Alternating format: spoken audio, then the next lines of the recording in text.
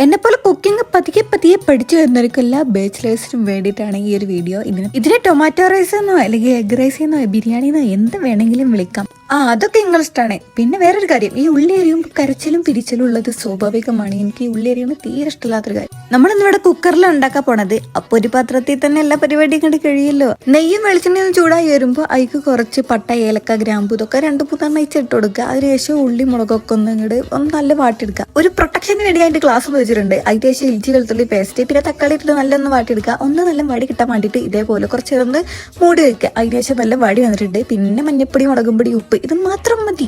ഞാനിവിടെ പച്ചരിയാണ് യൂസ് ചെയ്യണേ. അപ്പൊ അത് കഴുകി വൃത്തിയാക്കി വെച്ചിട്ടുണ്ടായിരുന്നു. പിന്നെ അതിക്ക് നല്ല തിളച്ച വെള്ളം, 2 ഗ്ലാസ് അരിക്ക് 4 ഗ്ലാസ് വെള്ളമാണ്. പിന്നെ അതിക്ക് കുറച്ച് നാരങ്ങ നീര് വെച്ച് ഒറ്റ വിസില് നല്ല ഹൈ ഫ്ലെയിമിൽ വേവിച്ച് 3 മുട്ടയും കൂടി ചേർത്തിട്ടുണ്ട്. ഒരു 20-25 മിനിറ്റിന് ശേഷം മാത്രം തുറന്നു നോക്കുക. അപ്പൊ നല്ല രീതിക്ക് വന്നിട്ടുണ്ടാവും. ഞാൻ ഉണ്ടാക്കിയോണ്ട് മാത്രം പറയണം, നല്ല ടേസ്റ്റ് ഉണ്ടായിരുന്നു. അപ്പൊ ഇഷ്ടപ്പെട്ടില്ലെങ്കിൽ സബ്സ്ക്രൈബ് മറക്കട്ടാ.